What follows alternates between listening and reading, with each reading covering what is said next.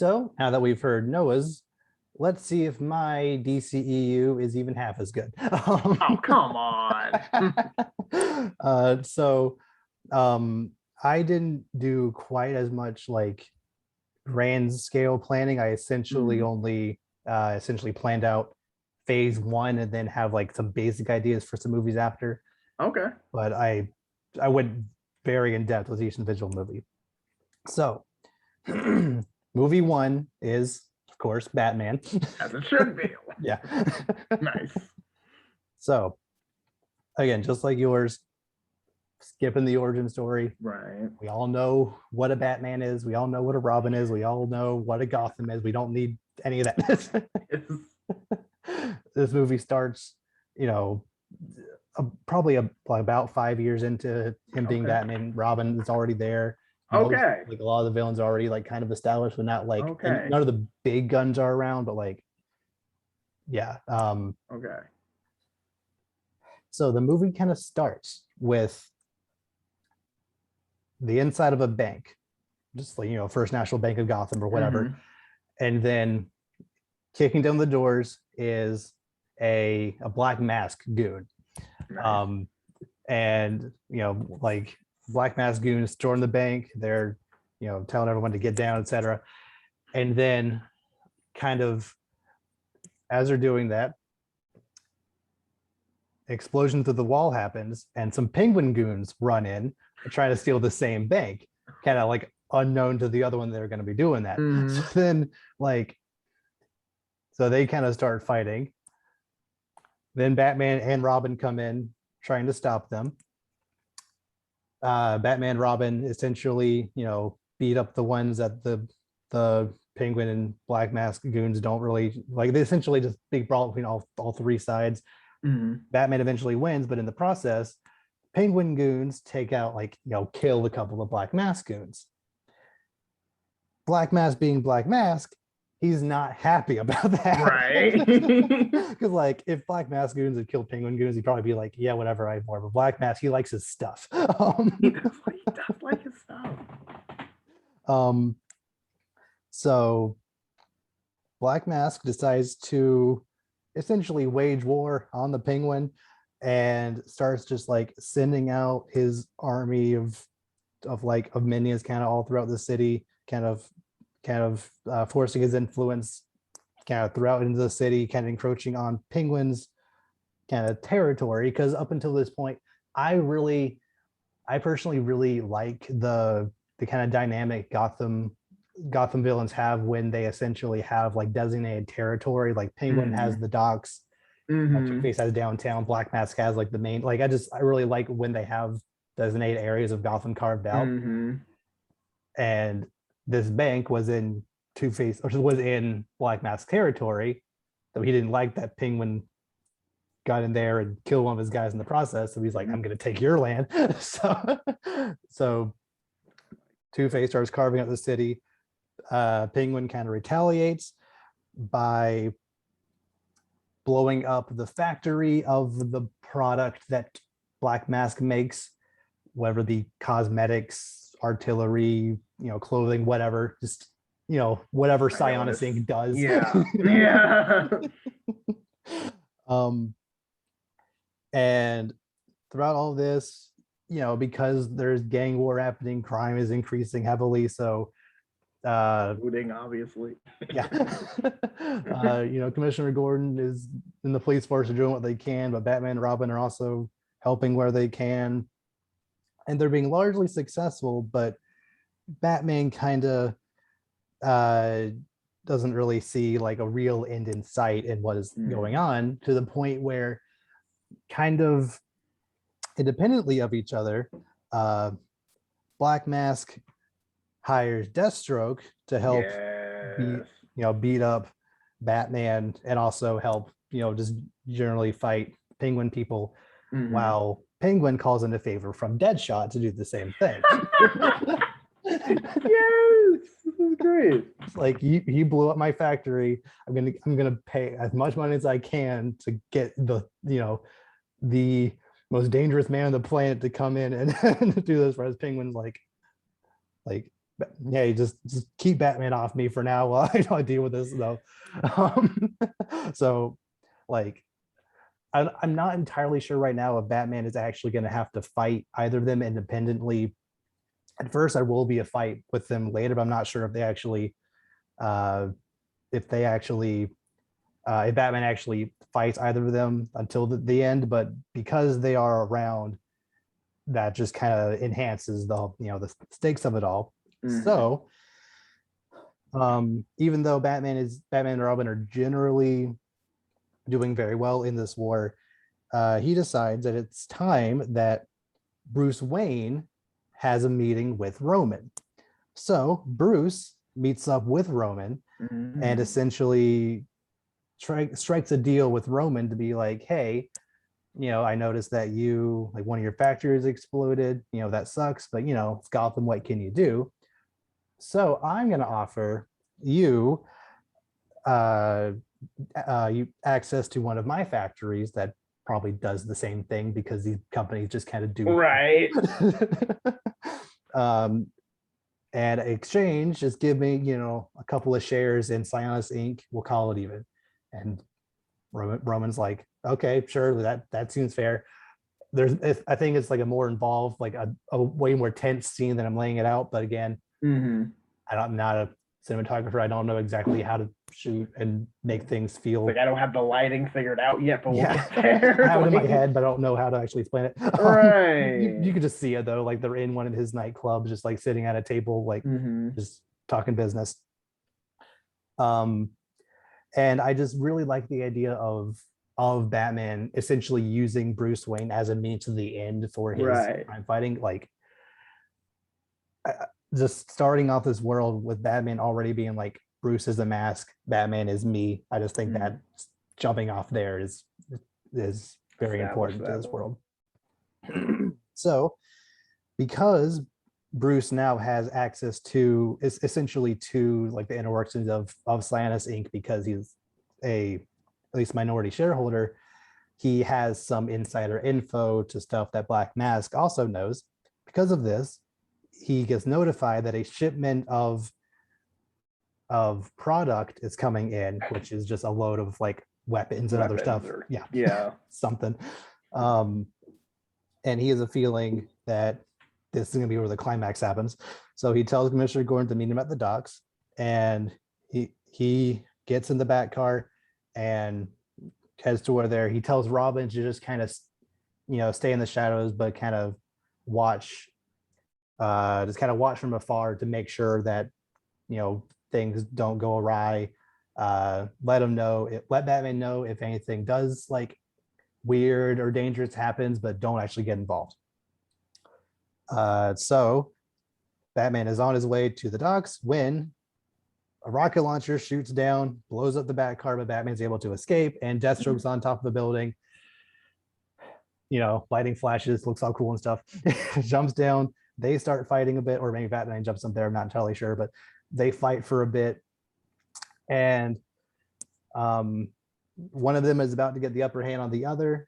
It doesn't really matter which one, but then Deathstroke, Deadshot, like kind of like pings right next to them, be like, oh no, like you are not. Actually, no, it makes more sense for Deathstroke to kind of almost beat Batman. And then Deadshot like kind of like pings next to him. It's like, wait, you're not gonna get this. Like they're paying me a lot. Like I'm gonna get that bounty. So then kind of all three of them start kind of fighting each other to the point where uh Robin then shows up against orders. Batman's kind of mad, but is like, you're helping, so it's not like the Yeah, you're biggest. already here now, so Might as well. So the two of them apprehend Deadshot and Deathstroke. Um, they either I'm not entirely sure if they at least beat Deadshot. I don't think they at least tie up Deathstroke, but they like knock out Deadshot. Um, and then they run towards the climax where the shipment's already come in. Penguin and his goons, Black Mask and his goons are there. They're have like an all-out fight there at the docks, and the police and Batman show up. Batman like jumps up onto the boat where Penguin and Black Mask are having a little brawl up there. Batman just straight up, hammer punches Black Mask once and knocks them out, and then pushes Penguin off the boat into the water, ending the fight. Penguin and Black Mask go to Arkham. The rest of the goons either hide, flee Gotham, or get arrested. After a credit scene, Batman's in the Batcave and he's talking to Alfred about there have been reports of, of just kind of strange things that we don't really understand right now happening all throughout like America right now. Specifically, there's been reports from Metropolis of a mysterious flying man who appears to be helping, but Batman is unsure if he can really trust him yet, and kind of fears this is only the beginning of his world kind of coming crashing down. Crashing down.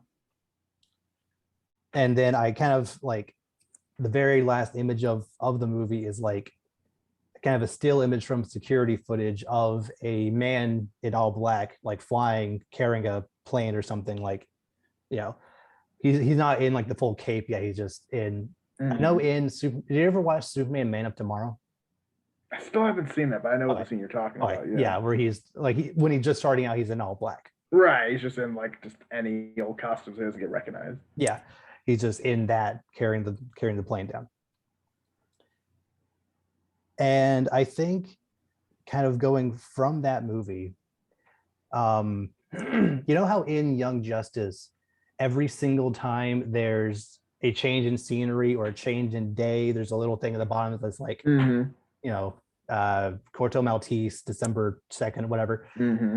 I think from this, anytime between after the first Batman movie, those kind of start showing up wherever a new change of scenery, a new change of day. Okay. Kind of implying that Batman is more or less watching this movie happen. Ooh. And that'll kind of tie together at the end of this phase, but that's essentially okay. That's kind of cool. If it's just all in Gotham, the first movie essentially taking place over only a night or two, you don't really need that. But now, not only does it help establish stuff, I think it's also kind of the cool through line to Batman's kind of taking notes along the way. That's kind of awesome.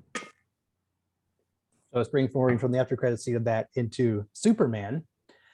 This one, I don't really have the main plot laid out as intrinsically, but essentially I want the two main villains to be Lex Luthor and Mongol. Okay. Yes. Yeah. So essentially this movie starts with Warworld, where some alien champion is there, on Warworld, there's a giant stadium of people cheering. The alien gladiator is doing his thing, and then Mongol comes out and just absolutely obliterates him. And I imagine the alien being even bigger than Mongol is. Mongol's able to just destroy him. And then Mongol is lamenting to his probably robot sidekick person that I've conquered half the galaxy at this point. Are there no other challengers for me to face that'll even come close to my power? And then the alien's well, we have been getting reports of a potential Kryptonian, on this planet here. And he's interesting. Cut to Earth, where essentially I'm not entirely sure how much of Superman's origin I want to cover. I do know I want this movie to essentially start with him already kind of be not Superman, but being, the man in the sky for at least a couple of, maybe a month or two in Metropolis, in the all black outfit. But I'm not sure exactly how much of the, Krypton blowing up, him coming to Earth, how much of that I want to actually be in the movie. But essentially the movie starts with him already being at least doing acts as Superman for a month or two. And then we get the first major scene with Lex Luthor. So Lex Luthor is in his office. The secretary walks in and is like, "Sir, the senator is here to see you," and he's just like, "Let her in." Which I think just that image of Lex Luthor telling a U.S. senator to like, "I'm not gonna meet you, you're gonna meet me," I think just like shows like the ideal way Lex Luthor should be, as opposed to how he was in BVS, whatever. Just just like this like big whatever. You know what I'm saying? It's Lex Luthor, yeah. Like no, like I grovel to no one. Everyone exactly. goes, yeah. This and he always has this very imposing "I am better than you" presence to him. So the senator comes in and he's like, "So what are you doing about the flying man in the sky?" And she's like, what are you talking about? He's just helping people. And he's like, "This is a strict violation of whatever US code, something about airspace, whatever." And like, and the US military isn't doing anything to stop this. And he's like, the Superman hasn't really seemed to pose much of a threat yet. So like Luthor is like, you'll be sorry when he does.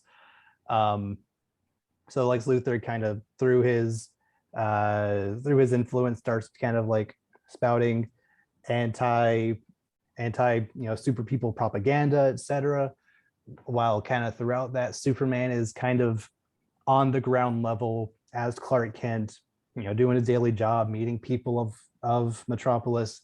I really want that one guy in the diner to be like a major. Oh yeah. Oh Yeah, gosh, I forget his with the name. I B know. maybe. Yeah, that guy. Yeah. Just like him just being a very friendly guy, but even he's like not sure what to think of the flying man. So like as Clark Kent kind of seeing how like Luthor's influence is affecting just normal people around him, while kind of doing that, being unsure if him being Superman is the right call. So he kind of talks to his mom about it. His mom is like, give me a few days. I'm gonna send you something that might cheer you up.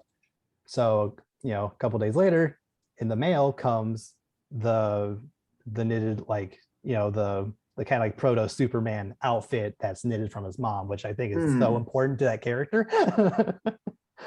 Like even if it is made from the stuff that was in his crib when he got here, I think it's so important that his first suit was made by his mom. Then Warworld shows up and he's like, bring me your greatest challenger, or bring me your greatest champion. So of course the the US throws their military at him. Doesn't work. So he's like, I was told there was going to be at least one superpowered being here. This is all you got. Okay, bye Earth. So he starts charging up the world board to blow up. So then Superman puts on the suit for the first time, flies up there and is like, wait, I'm this Earth champion. These are good people. Like, you are not gonna blow them up on my watch. So he goes to face Mongol, and in gladiatorial fight, he wins. And Mongol is like, you won, so I'm gonna leave, but you might see each other again. I don't have the exact dialogue, but that's kind of the basic idea. So Mongol flies away. Lex Luthor is mad because now everyone deems Superman as their savior, and he is no step closer, and his reputation is kind of muddied now. Because in Superman 2, which I don't really have exactly mapped out, is Superman 2, I really want him running for president. I just think that's such a good idea. See, that's one of those ideas I wanted, but then I totally forgot to follow up on. Yeah, so then I had an after credit scene, but I don't remember what it was going to be. Regardless, So yeah, that's kind of the basic skeleton of that movie. Obviously, there's more to it, but that's kind of the basic idea. I just think essentially, I think a very similar-ish plot to Man of Steel can work if you don't have Zod be the villain. Mm-hmm.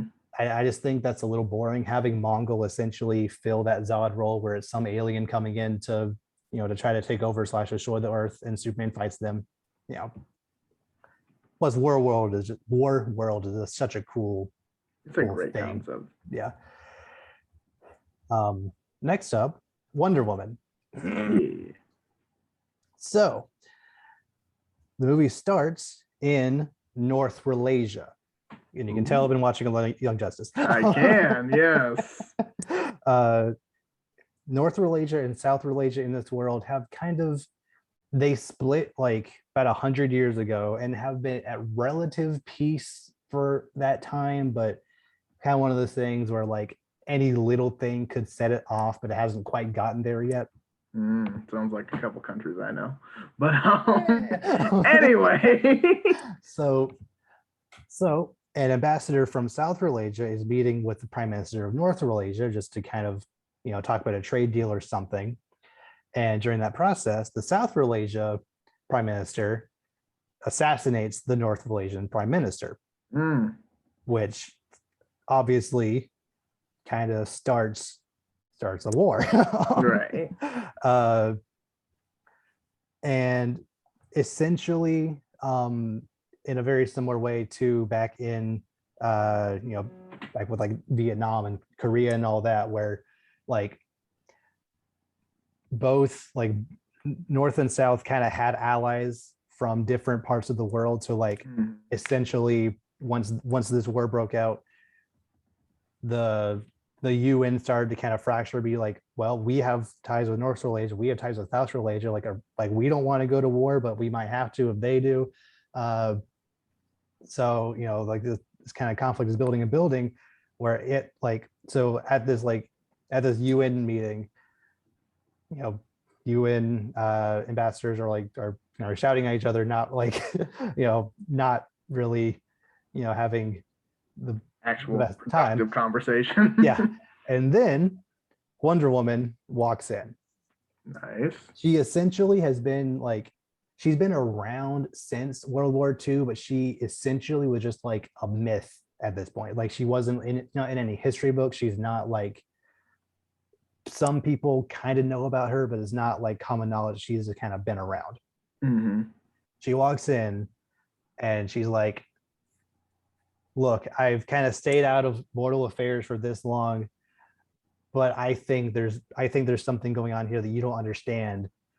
I smell Ares here. Like I feel this is what he wants. Just give me, some time. I can fix this. And they're like, we'll give you a week, and then, we'll go from there. If you don't fix it in a week, we'll see what action we have to take. So she goes to Malaysia. Where was I? So yeah, she visits the South Malaysian Prime Minister just to see if if the story checks out. She finds out by lassoing him. Well, first of all, they think that she is a North Malaysian spy, but she convinces them that she's not by lassoing him to both tell him the truth and also get the truth out of him. She finds out that they did not send an ambassador there. This was not, their plan, but the North Malaysians won't listen, so they have to go to war. Because of that, she's pretty convinced that it is Ares' doing. So, but until then, the South Malaysians are still going with their gut to fight the North Malaysians. The two armies are converging on a little village that's kind of right on the border of the Malaysias, and they're about to, like, the one shoots a missile at the other one, but Wonder Woman like jumps in the way and blocks it. Nice. Gives this big impassioned speech about how you don't need to fight. This is not anyone's doing. Like, you have no reason to. But they start fighting anyway. So Wonder Woman, knowing that it's not really their fault, tries her best to kind of incapacitate people, knock bullets and bombs out of the way without actually Not killing kill people. anyone. Yeah. Making sure people are out of tanks before she throws them. It's still a very cool action scene, but like, yeah, like because she's Wonder Woman, she is able to fight without actually killing people. But in the process, there is still a pretty good amount of collateral damage. Right. And after the fight, a woman like returns to her house, sees it completely destroyed, her family inside, dead, including her husband, who was a North Asian soldier. Mm-hmm. She blames Wonder Woman for what happened. She vows vengeance. She says that she'll do anything. Yeah, she'll do anything to get the power possible to destroy her, and destroy her and South Malaysia and anyone else that wrongs me. Then what did I? Then, as she's like lamenting this, like the spirit of Ares comes to her. He's like, "Are you sure you'll do anything as long as you to get the power to destroy Wonder Woman?" She's like, "I'll do anything." So like, I'll be your slave. I'll do whatever you want. So Ares essentially grants her powers, and we don't get to see what the powers are just yet. I have Steve Trevor subplot here. I don't know what exactly. I don't think Steve Trevor's in the movie, but I think like something about what's happening, like get her flashbacks of Steve Trevor. Mm-hmm. Probably the war. Yeah, like she hasn't really actively been in a war since World War II, so like she has like images of Steve. It's just, again, I don't have all the answers. I just know Steve Trevor subplot should probably happen at some point. North Malaysia is starting to gain some ground because of this new pawn in this new superpowered woman. But Wonder Woman is still doing her best to kind of to fight. She essentially draws the army away from a village, kind of more into the mountainous area where she can go more ham without collateral damage. She incapacitates a lot of the army, but then over like the peak of one of the mountains emerges this giant woman. I see we have the same idea. And yeah, Giganta is, again, I hate the fact that she's a gorilla in the comic. It's so dumb. Wonder Woman is kind of unable to get past her. She never fought someone this powerful, like not like powerful, but never fought someone this size before. So she's doing her best, getting a couple of hits in. Giganta essentially picks up Wonder Woman and just yeets her halfway across the country. That would be so funny. He put the sound effect in the movie.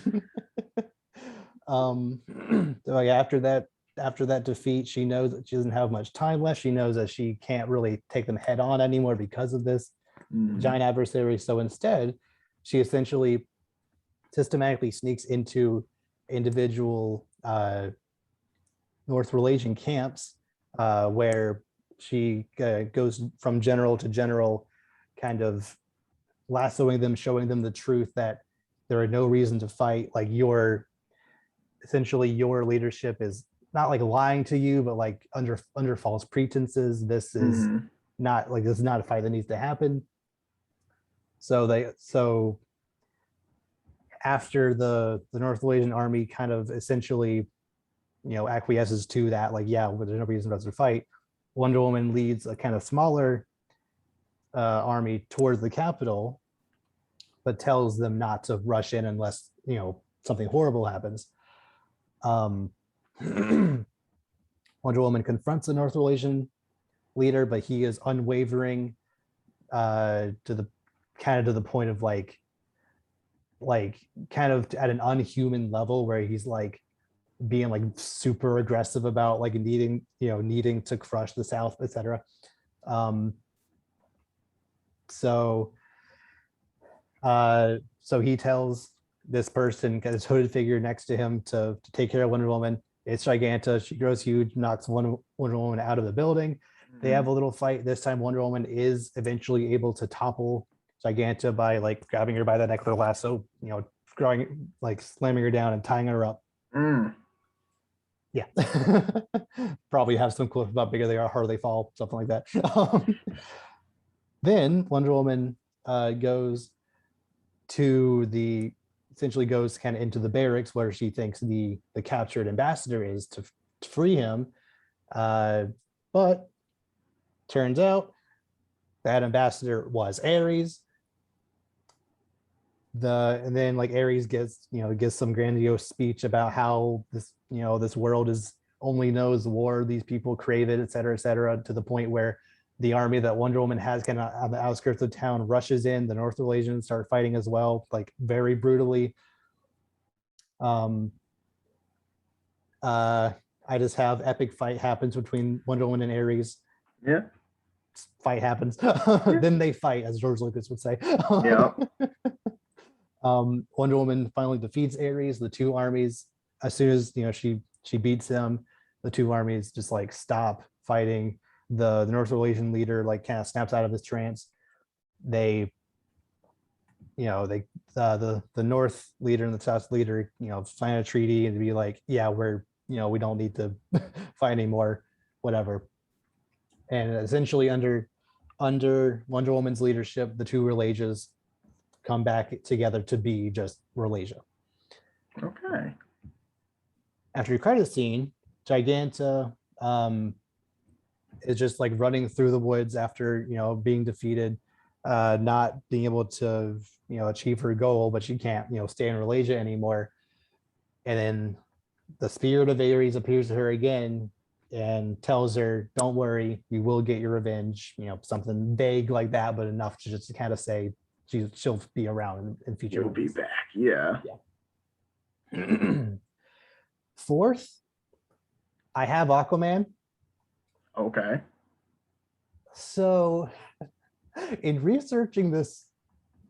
research for this, essentially the Aquaman movie we got in 2018 is about as good as you're gonna get. Like literally the only interesting Aquaman villains are Ocean Master, Black Manta. And King Shark. That's it. There's a reason why Throne of Atlantis is the only story ever told for Aquaman. It's like it's either one of those three or it's just other fish people. Like it's really like literally I went to Aquaman's Wikipedia page for villains. It's the three I listed and then just a bunch of fish people. Fish people. I mean, yeah, and that's kind of the thing. It's like Aquaman, it's not the strongest character, But like it's hard, man. I felt setting up Black Manta for this world was very important for ideas I have in the future. So I at least wanted to have essentially 2018's Aquaman, maybe touch up on things here and there, but it's that basic story told. Okay.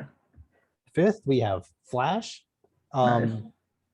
Again, it's one where I'm not entirely sure where I want this to be set. I'm not sure if I want this to be an origin story or if he's just kind of been doing it for a couple of months or whatever. But I do know that I essentially want the rogues to be the main villain. Right. Where, kind of maybe like even in a montage at the beginning of the movie, Flash takes out like a couple of criminals here and there just to show you just how cool he is. Then kind of a third of the way through the movie, Captain Cold, Heat Wave, Captain Boomerang, the Trickster, and Weather Wizard all kind of come together to be like, yeah, we're taking down Flash tonight. And I see this very funny scene between like, so I know we're all coming together to fight him, but like, who's the leader here? And Captain Cold is like, well, I'm a captain.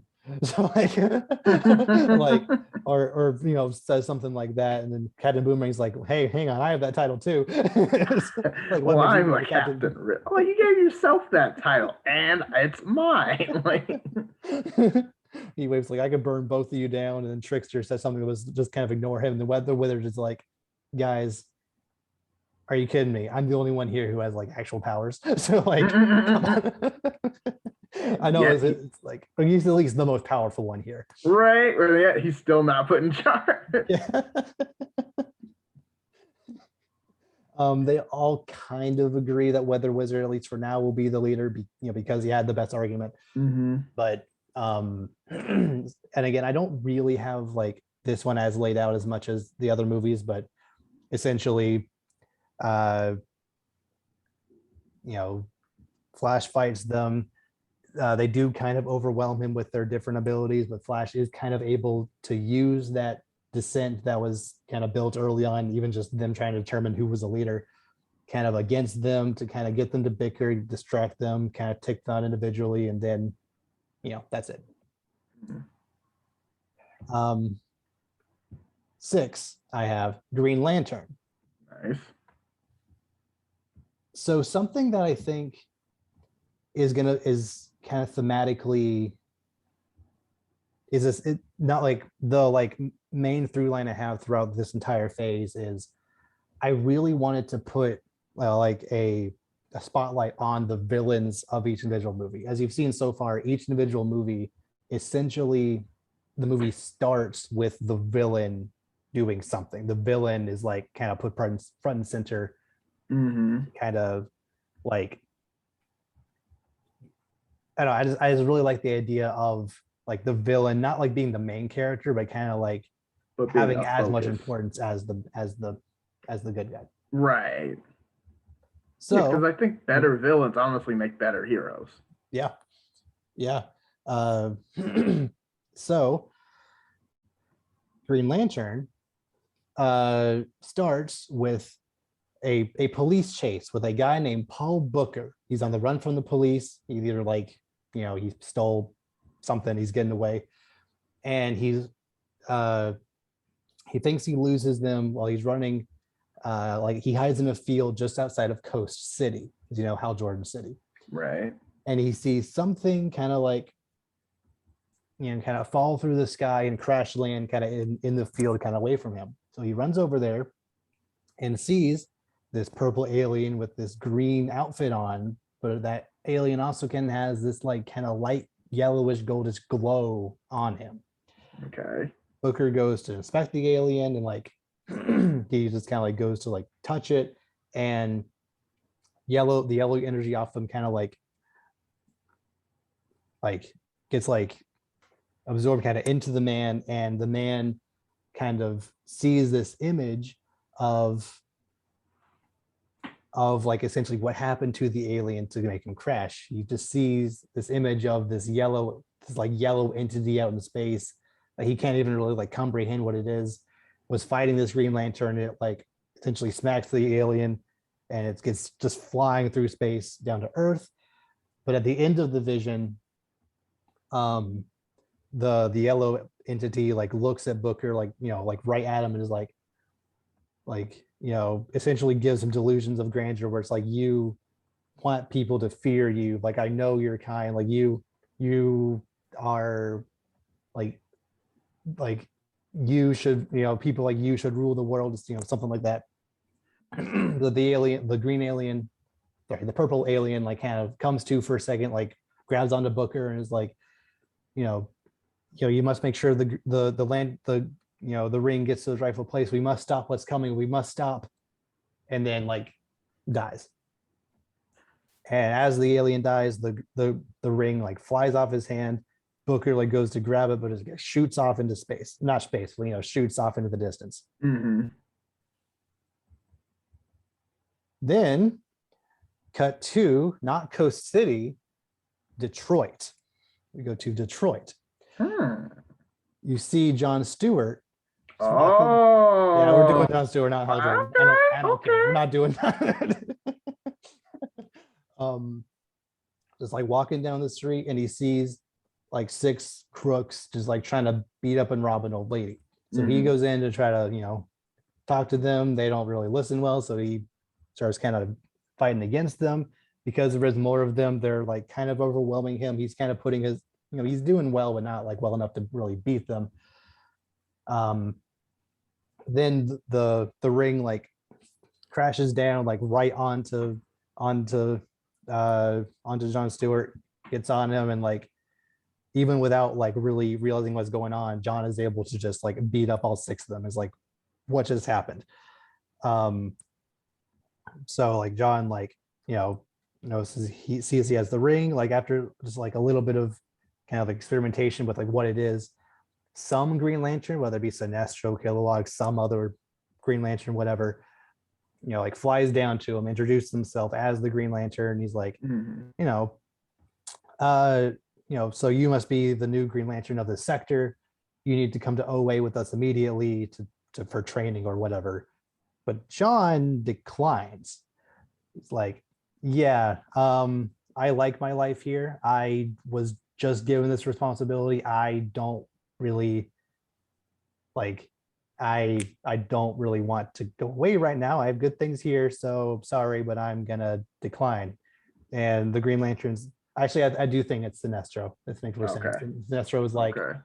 okay, so like I did my job. I talked to you. I'm gonna go now. Mm-hmm. So Sinestro flies away. Um, while John like kind of puts the lantern in a drawer somewhere and ignores it. Cut back to Paul Booker. So after getting this image, he essentially like threatens this scientist's family uh and essentially tells the scientist like, I will I will do very bad stuff to your family if you don't help me uh with whatever I need. So the scientist agrees, and the scientist essentially makes him this suit that can essentially like send out seismic waves that can like either like push you back or like create earthquakes, etc. And Paul Booker dons the suit, turning him into Major Disaster, a kind of deep cut super villain, but I think it's one that for the story I'm telling makes a lot of sense. Okay. Have you ever heard of this villain before? A little, not entirely. Okay. Essentially, in the comics, he has this suit of armor that can just kind of make disasters happen. It's very vague, but like he can, to the point where he can just like look at you and your heart stops. It's very dumb. What? That's kind of OP, isn't it? Yeah, yeah. I'm wait, just okay. What's going the name again? Major Disaster. No, I don't think I've heard of that. Okay. Like, Essentially, in my story, I'm just going with the like seismic waves, earthquake angle. Or like that is still enough to like make people scared, but not as OP as he is in the comics. So John is still like, not really sure what to do with the ring when he feels from Detroit just like rumblings, like from that far away. And he turns on the news and sees that Coast City has been completely obliterated. oh Lord. Like both a tsunami and earthquake together just completely destroyed it.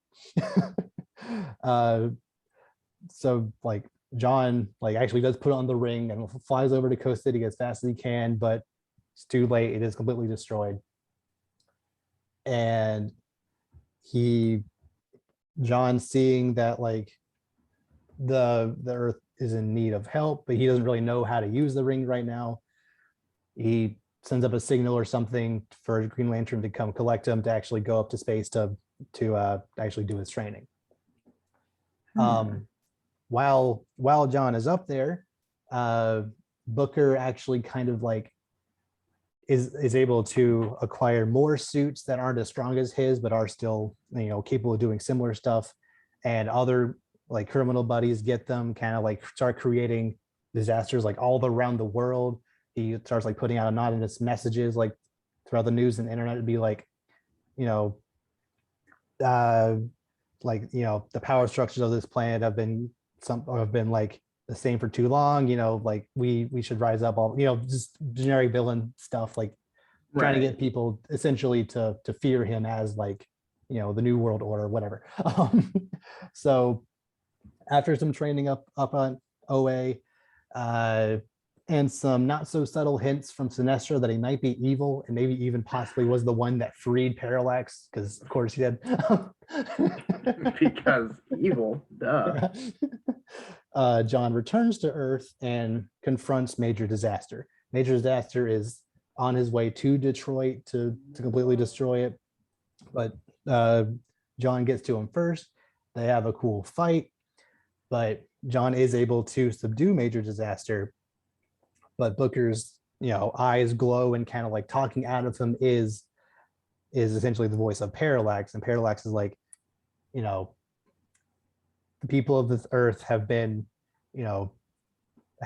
feeding me with their fear for as long as you've been away, and since I am like essentially like they're like the world's collective fears, like drawing him towards the planet. He's able to knock out Booker, but then Parallax comes down to Earth. John, can't stop Parallax alone, but then a bunch of other Green Lanterns come down to Earth. They all fight Parallax. Some of them die, but there's many of them because essentially on OA, the Guardians were pretty sure that Parallax was involved with this anyway, so they were ready to send Green Lanterns to help. John tells Sinestro was not with them, by the way. Okay. He may have been found out and ousted before this, or maybe he just didn't show up. John tells members of the Corps to go around the planet, essentially reassure politicians that everything will be okay, apprehend the other major disaster acolytes, and just kind of try to quell the collective fear of the planet, which the Lanterns, through sheer willpower or whatever, are able to do, and kind of through that weaken Parallax, and the Lanterns are at least able to hold him off for the time being. Okay. And while doing this, Booker gets up, and after no longer like being under Parallax's influence, John is able to kind of talk to Booker and kind of convince him to help in the fight. Like, you'll get more respect from people as a hero than a villain. Like, you don't need a life of crime, etc. So Booker uses the suit for good to actually fight back against Parallax. Okay. Then Parallax or Major Disaster probably dies just because, but he dies a weird death. he's not one that needs to stick around for more movies, so I'm okay with killing him off here. But he at least does have like a redemption arc. Yeah. Right before he's sent off, he does like kind of get better. Yeah. Then the Green Lanterns that are left, now that Parallax is weakened, they do the chant, blast him with the big green blast and just send him off back into space. And now John agrees to be Earth and this sector's protector. So he flies off with the other Lanterns back into space. After the credit scene, Sinestro is off in space, finds a weakened Parallax, and essentially, agrees to be his soldier of fear or whatever, and agrees to form the Yellow Lanterns and take revenge on the Guardians of the Universe or whatever. Again, I haven't exactly mapped this out completely, but that just kind of feels I mean, it's good enough. Like, somehow he'll be like, hey, want to be evil? Like, you know what I mean? Yeah. Like, it'll be more complicated than that, but that's the gist. Yeah. So 7th, we actually are doing a Martian Manhunter movie. Oh, okay. So this movie starts with Albert Michaels. He's a scientist at S.T.A.R Labs who has this disease where essentially he has like horrible migraines, horrible seizures constantly, but like he's been working his entire life to find a cure for it. And after like 20 years of like intensive, like S.T.A.R Labs, the premier science place on the planet, just like working there constantly, not being able to find a cure, he's just lamenting, like, I will do anything at this point. I don't know what I could do anymore to, like, I need this fixed now. He then hears a voice in his head where this voice tells him, like, I believe I can help you. We'll get to that later. Get that more later. Um, so we go over to John's just trying to live a normal life, you know, in Middleton, which is apparently the name of John Stewart, sorry, Martian Manhunter's town. After being exiled from Mars after the, you know, the Great Martian War, he's like the last of his kind, but obviously there's going to be more Green Lanterns. Right. Like, you know, as far as he knows, he's the last of his kind. Right. As far as he knows. Yeah. Tries to live a normal life as much as possible. He goes on a date with this girl just to try, like, from whatever detective job or whatever he, you know, but kind of at the job, like, sorry, on the date, like, when the waiter brings out the bread, they like light a candle as like the centerpiece, and John freaks out and leaves. Dang. And I'm not entirely sure exactly like how to do this, but I think kind of early on or maybe not freaks out and leave, but he like quickly like puts out the fire. Like he clearly like freaks out, like weirdly, just like that, like, and just like, yeah. Okay. He at some point on this date, he like tries to have like a psychic link with her. He thinks he like has this, you know, personal connection with her enough to like, you know, to have a psychic link with her, but she like kind of freaks out about that, and he's like that's not okay. She's like, what did you do to me? And he's like, oh, I'm sorry, is that, you know, it's like I thought we were, and she's like, no, and then leaves. He doesn't like reveal what he is to her, but he still like freaks her out. Right. So go back to Albert Michaels. This voice in his head kind of offers him the ability to cure his condition as long as he kind of helps him with something he's been working on too. So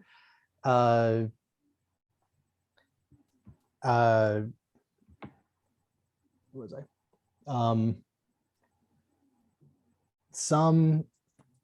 I'm not entirely sure exactly how this works yet, but what I'm thinking is essentially the voice in his head is Despero. Okay. Look at you. Yeah, that's why I had the flame of whatever. Just okay. Great minds think alike. Okay. Where essentially Despero wants to come to Earth to like subjugate the people of the Earth, whatever. Right. And in order to do that successfully, he needs to bring at least like a portion of the flame of S.T.A.R with him, but like he either has to transport it there himself, or like he can't just like teleport there with him for conventional means. It needs to be like some specific way to get it to there. So essentially Despero like tells Albert like how to, like, essentially gives him the schematics to like help make this portal that'll bring him here, but because of his condition, it will take him way longer to make it than he's willing to actually do. So from a far distance, Despero is able to at least kind of subjugate like a decent, like not the entire world, but like kind of mind control, like essentially kind of through Albert, kind of mind control people of Middleton to kind of help with the project. Okay. Again, I'm not really sure exactly the logistics of that yet, but I just think like I'm not sure exactly why right now it's only part of the world, but again, I could either change it or figure it out. If I was actually making a movie, I'll figure it out later. Right, we'll get there. Yeah. Essentially, I wanted like mind control to be a factor in this movie to kind of coincide with John's main thing being, you know, psychic links with people. So because of that, John notices something off in the minds of a woman he meets on the street. Like he was just walking through town one day and sees the girl that he went on the date with, but like something wasn't right with her. Like he knew not to like go into her mind, but he just like sensed something was wrong. So he like, you know, like tries to talk to her, but she like doesn't respond. So he like grabs her and like does go into her mind, uh, and essentially like sees Despero in there, controlling her. Um, and him and Despero essentially have like a short mind fight in this woman's mind, revealing that Martians and at least Despero's army have had run-ins in the past. But Despero himself hasn't actually like come like himself to this solar system yet. After the short little mind fight, John, disguised as just a random person, shows up at Star Labs with like a part to help make the machine. He comes there, but learns that the portal is already activating, and Despero comes through the portal holding or like containing somehow with him a piece of the flame of P.T.A.R. I'm going to call it that. And through this flame, essentially by merging Albert with like the essence of this flame, he's able to kind of uh, like mutate Albert and help him like get powers, but and not have the condition anymore. And when he does this, the essentially Albert's like whole body turns this like weird color of green, and his hair like gets all like fiery. I suppose like a green fiery, turning into the atomic skull. Yeah. Okay. Another kind of deep cut villain, but I think it's like a pretty cool one to. I didn't see that coming. Okay. Yep. And then John, like, yeah, after this happens, maybe this all happened right before John showed up. I'm not entirely sure, but John like comes in, starts to like tries to fight Despero, but Albert's like, no, he's helping me. You I can't let you get in the way. Like, so he essentially atomic flames, psychic fire blast things work on Martian Manhunter, at least similarly to regular fire, but he's able to kind of like he is able to kind of get around it and apprehend atomic flame, or sorry, atomic skull. But while he was doing that, the flame of P.T.A.R. was like growing and building, and like to the point where like if it got much bigger, it would like essentially give Despero enough power to essentially melt, like recreate the entire world in his image type of thing. So John tries to fight Despero, but he's not on a level that can beat Despero at this point. So he like he's about to lose. He kind of like senses that the flame has like kind of like a mind of its own. So he makes a link with the flame. And I think there was an episode of Justice League Unlimited where he did this, where he essentially like jumps into like essentially like not like fuses, but like kind of like melds with the flame of P.T.A.R. and like something like that. Essentially like gives him like more power. So we do that, and then he's able to essentially use the flame against Despero, knocking him like into the portal, destroying it from this side, and then like not like killing him, but at least knocking him away for now. Right, he can't come back. Yeah, at least not in that way. And the flame with him, and because the flame like also goes, Albert's appearance kind of starts becoming like more unstable, and he still has the powers, but his condition is still there, and he blames Martian Manhunter for for the way he still is. Maybe he doesn't like actually get the full like green skin and green fire. Maybe it's like until this point, because I kind of like him just looking like a normal human just with these powers until the flame goes away and he loses that connection. So then he kind of, because I know in the comics it's like some science mistake thing that causes like, and he blames Superman for doing it to him, but I think that he's the type of villain where like people won't really care if he crosses over into a different. No. Yeah. So yeah, after a credit scene, essentially Batman has finished watching the other movies at this point. He's like, okay, so clearly something's going down. These, like, crime in Gotham is one thing, but we have aliens, we have gods, Atlanteans, like we have just, things that are bigger than me going on in the world right now. I have a feeling this is only the beginning of all that. Now we finally get the Justice League movie. And for the Justice League, the main villains will be the Appalachians. That's in Young Justice season 2. There was, I think, at least 3 of them that kind of like I think it was a mother box, like gave them like the husks of 3 Appalachians were there and now in the Hall of Mount Justice, or sorry, in the like, what is it called? Hall of Justice. Hall of Justice, yeah. And like a mother box like gave them like essentially life back, so then they fused together to fight Superboy, because why not? So in this movie, essentially the 7, they're going to be like 7 main ones, which are Wood King, Crystal Creature, Mercury Monster, Glassman, Stone God, Golden Rock, and Fire Lord. But there are going to be others that also kind of come down as like more so just like mini bosses to fight throughout the movie. Essentially, the deal with the Appalachians is they are a race of aliens that kind of like compete to see who can conquer a planet first. Yeah. So that's rough.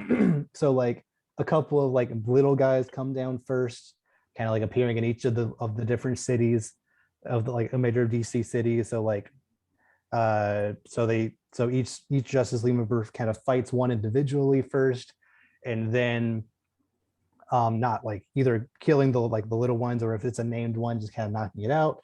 And then the Justice League in particular, I don't have any kind of like story at all. I just know I want Appalachians to be like the main villains. And I essentially want this to kind of help Batman confirm his theory that there must be something about Earth there's something in the water here that's drawing aliens to us. Like there must be just like some essence about the Earth that like there's no reason why 7 different, like there have been several different instances within the last couple of weeks potentially that like of why aliens keep coming here when there are billions of other planets. And it won't be revealed quite yet, but essentially the reason is the anti-life equation is kind of, I do like the idea of the anti-life equation just kind of being baked into the very essence of the Earth, and that like whether intentionally or otherwise is kind of drawing bad stuff here. It makes a lot of sense. Yeah. So essentially the Justice League team up to fight all the different creatures, and the Appalachians in the final battle realize they can't do it by themselves, so of course they fuse together, because why not? And Justice League takes them down. Nice. Yeah. So then at the end of that movie, they establish the Hall of Justice. They fully reveal themselves as the Justice League, be like any other, any villains on Earth, any other outside entities from other planets. We are the Justice League. We are protecting this planet. Let the Hall of Justice be like a beacon of hope for the Earth, whatever. We will protect it. After credit scene, something with Darkseid or something apocalyptic, it doesn't like be like we have a beacon of hope and Darkseid. That won't be acted on quite yet, but just kind of like kind of setting that up, like we'll see about that. Yeah, just to show I already have had a couple of different like Justice League level villains in this movie with Despero and Parallax and Ares, etc. Like these are some pretty heavy hitters in this world, but there is more out there. And I think immediately after the first Justice League movie, we get a Legion of Doom movie. Okay. Like essentially, when crafting this world, I wanted two main through lines. I wanted essentially Batman kind of studying the other Justice League members, kind of studying like what is going on, how can I best adapt to this changing world, and also I wanted each individual movie to have a main villain and a sub villain that could then come on to be Legion of Doom later. Mm. With that being Lex Luthor, Deathstroke, Giganta, Black Manta, Captain Cold, Sinestro, Atomic Skull. Okay. Yeah, where essentially Lex Luthor is like the main brains of the operation. Deathstroke is there just to look cool. Giganta still wants revenge on Wonder Woman, but she obviously is still like the muscle of the team. Black Manta is essentially there to be the like kind of the he essentially can get his hands on tech and other stuff that can kind of like enhance other abilities. Captain Cold is kind of their best shot at dealing with the Flash, but also because of Black Manta's possible enhancements, his cold gun can just go insane. Nice. Sinestro also, they're just a little cool, and then Atomic Skull to kind of round out the bunch. Nice. Yeah. Okay. So it's like you're kind of setting up two Justice League movies at once, kind of. Yes. That's and cool. I specifically wanted each individual member of Legion of Doom in the movie they come from to have a vendetta against that individual person. Yes. Right. That makes way more sense than just I'm a bad guy, so I'm gonna team up with other bad guys. Like, no, I don't care about this. I'm here to kill this person specifically. Atomic Skull blames Martian Manhunter for his current condition, even though he's technically better off than he was before, but you can't argue he was crazy. Right. Giganta kind of the same way. Captain Cold's just bitter because he got beaten by the Flash, like and of course in this movie we'll get the first ever instance of Lex Luthor actually suiting up in his big green armor like he should have in BVS. No, he'll actually do something. Yes. Good. Yeah, like just the idea of like Black Manta being able to smuggle in Atlantean tech and then Lex Luthor enhancing it, just I think is so cool. Yeah, dude, that would be sick. The possibilities. Mm-hmm. And like because of that, they're each kind of able to overwhelm their individual hero, at least at first, but then they the Justice League kind of is like, how about we like switch villains? They're like, okay. So I just have this image of Sinestro confronting Batman, and like Sinestro's powers just don't really work on Batman because Batman doesn't fear anything. Interesting. Like essentially his like just presence is just like kind of overwhelms the power of the yellow ring. I don't know if that's too like he like attacks him and then kind of just doesn't hit him. And he's like, what? That's never happened before. It's like like Green Lantern told me your power runs on fear. What do I have left to fear in this world? Punch or whatever. Superman takes out Giganta. Wonder Woman takes out Deathstroke. For example. Cool. Yeah, that's like the basic phase one that I have. I have two other movies that I know I want to be somewhere. I don't even have close to any kind of like outline of what they would actually be or when they would appear. I kind of like the idea of Cyborg getting a movie at some point in the timeline with his main villain being Tio Maro. Essentially to perfect his androids. He essentially like either gets the schematics of Cyborg or like uses Cyborg as a test subject to then create Red Tornado, Torpedo, and Inferno. That actually makes a lot of sense, actually. I don't know if that's too busy to introduce Red Tornado in Cyborg's intro movie, but you could make that work. You could, because it's not like Red Tornado needs an arc. You know what I mean? Yeah. Like kind of just Red Tornado. And then I also have an idea for a Hawkman and Hawkwoman movie, kind of taking from Legend of Tomorrow, where Vandal Savage was their main villain. Okay. Kind of like early on, uh, like in ancient Egypt times, there was a Hawkman and Hawkwoman, like, or like people that would then be reincarnated to be Hawkman and Hawkwoman. And Vandal Savage was like their advisor, but he like kind of grew power hungry or whatever. And he wanted like something from them, but we're entirely sure what. So like they essentially sacrificed themselves to like burn down the like archives that he was trying to collect, and they thought they killed him, but they didn't. So then, generations later, Hawkman and Hawkwoman are revived, and it's revealed that Vandal Savage was trying to essentially learn the phrase to summon Solomon Grundy.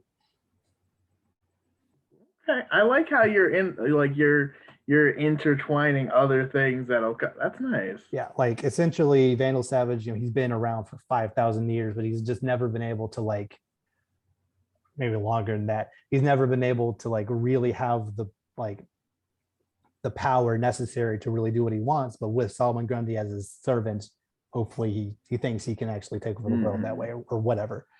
So yeah, that's where I stop for now. That's good. I like that setup. I think you had a much stronger foundation to build off of, so I think that's really cool. Is there any individual plot point that I mentioned that you think is either too corny or like doesn't make sense, or too similar to other ones in that phase, or anything that you would? I don't think anything was like corny. I thought it was interesting. We both used Despero though. I thought that was pretty interesting because we didn't talk about it. It just kind of like, yeah, Despero, sure. I like your use of him a little better. Mine was just kind of like, I want him like, essentially for Martian Manhunter, there's like really 3 villains. Yeah, that's kind of why I just kind of threw him in there. Yeah, because it was kind of just like I can't like, really. I want a Martian Manhunter movie. He's kind of like the most like well-known villain I could use. It's not another Martian. So, and that's the kind of contrived way of getting him to Earth, but I think it kind of fits the bigger narrative of Batman worrying about aliens coming here. So, yeah. Any other thoughts about that? I'm trying to think. I liked most of the like how you use the character. I think it's interesting because it seems like some of them are very like Batman's more. I like how Batman's kind of like with the whole watching them thing. Like some of those I think make more sense than others because like I don't see how he's like watching Martian Manhunter in space per se.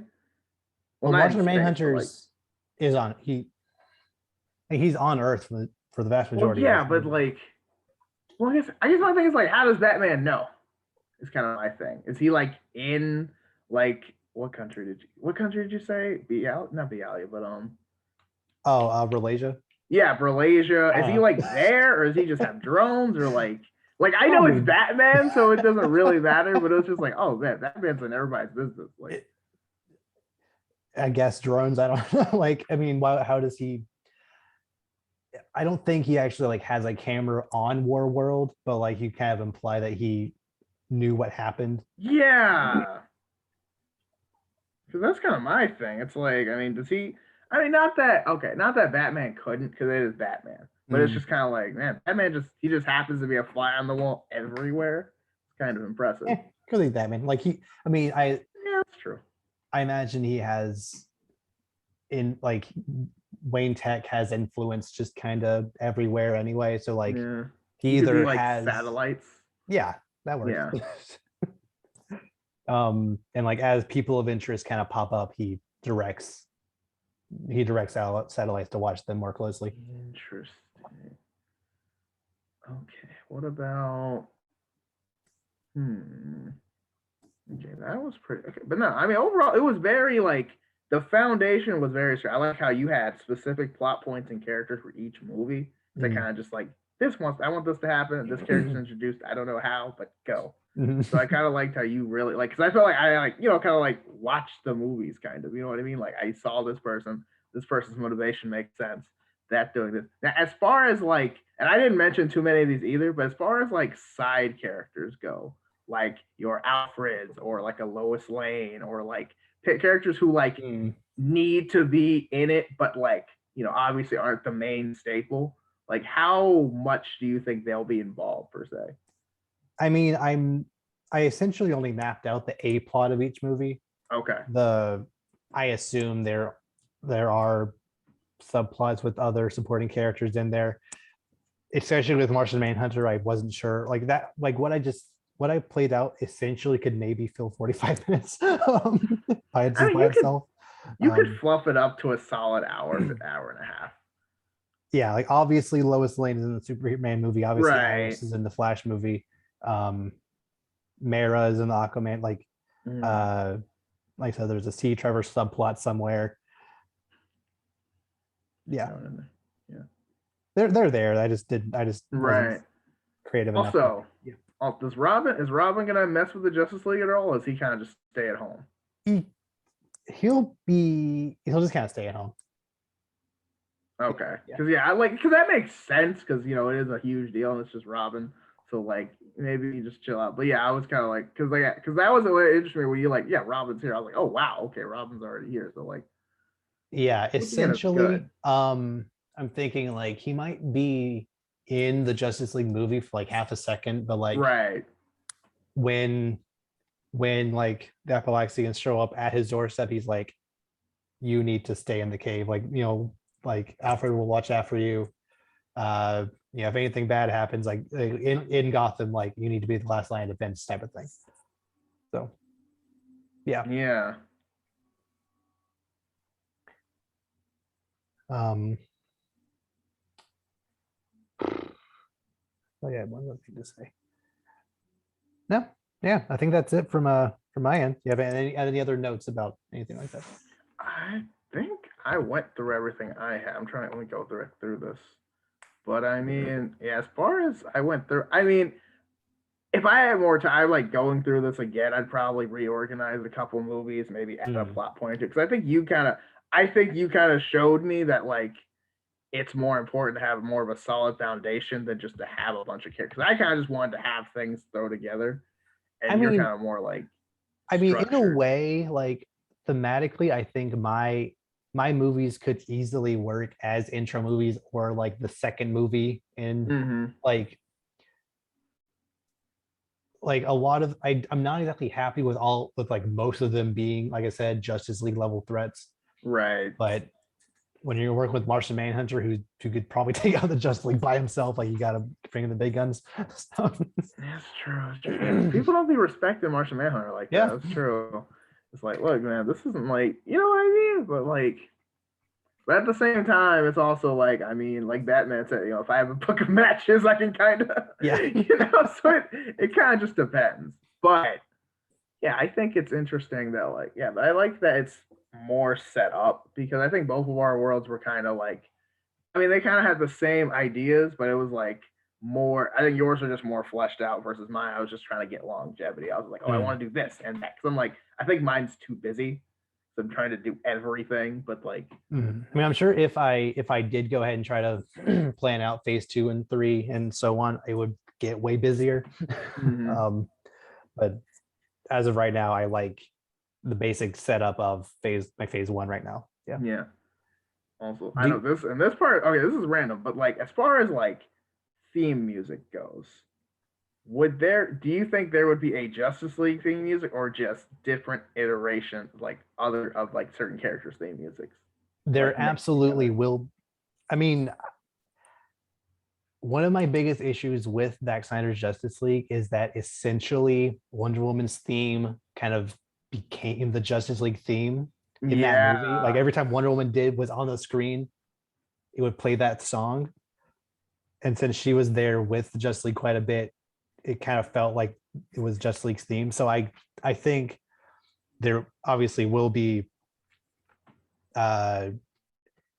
different, like at least like leitmotifs for the different heroes. And then once they come all together, like they have their one theme, as well as villains having their own theme, to the point where when the Legion of Doom shows up, like I could even like kind of imagine the Legion of Doom's theme kind of being an amalgamation of like kind of all their themes together, if that could work. Okay. Oh, and absolutely, like one stipulation for Legion of Doom, their base has to be in the bayou with that biggest skull. That has to be the. I love the imagery of that big skull in the middle of the swamp. It's so stupid though. It makes no sense. I love it. It's so obvious. Granted, it's in the middle of nowhere, but like, come on. Yeah, I like it though. I mean, it is kind of funny, but nah, it's a classic. I think they can get away with it because they're in the middle of nowhere. Yeah. But no, but I think we've set up some quite nice universes. I think a little fine tweaking. If we actually had like a staff and all that, I'm sure it would be pretty awesome. Yeah, and like I obviously don't have anything with casting set up right now, but I would just cast the best person for the role. Like, yeah, I mean that would be too hard, and also like, it's one of those things you would have to base it off of people that you like that you have and haven't been like fitted or like like you see them in the role. Because like the thing is, a lot of people like some acting, like some people you can say and like immediately like yes that would work. But there are some characters that would work, or like some actors that would work, but it's like, but you would only work if you saw them. Yeah. You know what I mean? Because again, like when you think of Viola Davis as Amanda Waller, instantly, yes. Yep. 100%.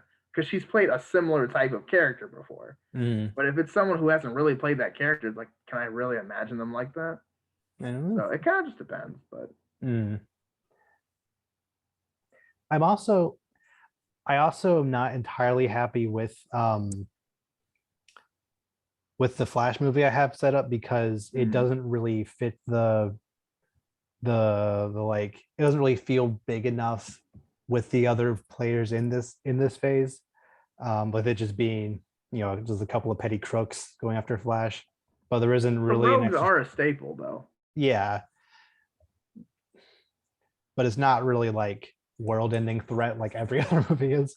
I mean, like, but every threat doesn't have to be a world-ending threat. Yeah, that's true. Because like, especially like Batman, like especially like, you know what I mean? Like it's bad, but like Deathstroke's not a world-ending threat. You know what I mean? But that was the first movie in the phase, right? So you could work your way up, because that's kind of why I kind of wanted to do like Flash right after. So you kind of work your way up, and then you get to like, oh, Superman, but it's only with Lex Luthor. It's like could be crazy, but not as crazy. And then it's like, okay, but I mean at the same time, like, I mean, it doesn't. Not every movie has to be Justice League, because then it makes the Justice League movie seem kind of just regular. Yeah, you know what I mean?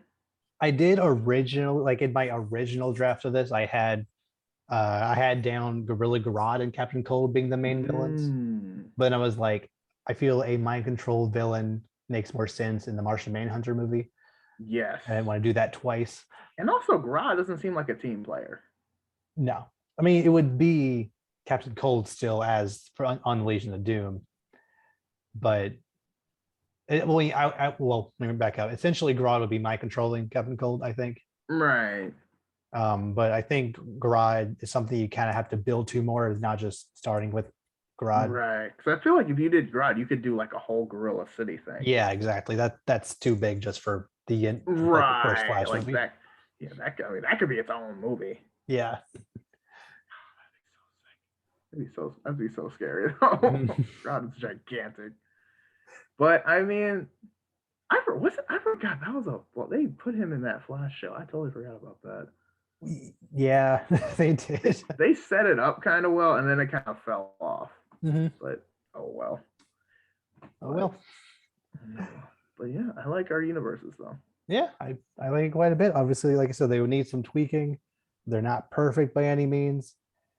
They're not ready to be like submitted as a script, but the basic idea, I think, is better than what we've gotten so far in the DCU, in my opinion. Yeah, but to be fair, how high was the bar though? Not surprised. I mean, but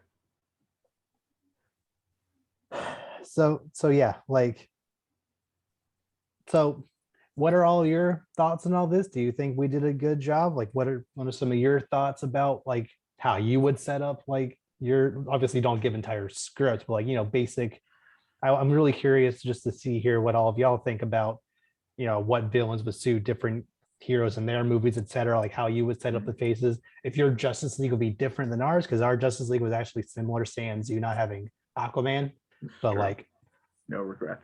yeah, I don't care. I'm about to say. I almost had only 6. I almost had Hawk Woman there, but I was like, her and Wonder Woman serve a very similar purpose.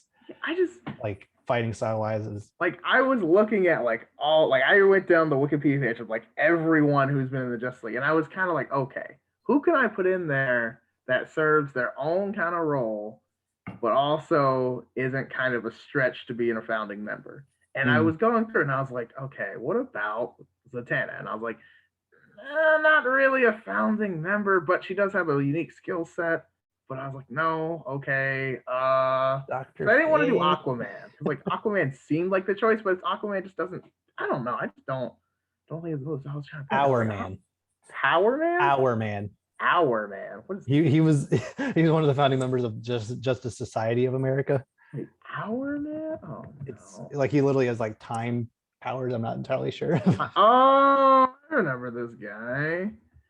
I mean, nah, but I mean, oh man, yeah, no, I mean, maybe I don't know, but I was thinking, I was like, I don't want to do Cyborg. Shazam has been done, and I've like, I remember personally saying I don't like that they did Shazam, No. so I was like, okay, so I can't do Shazam now, and then obviously not Cyborg because no.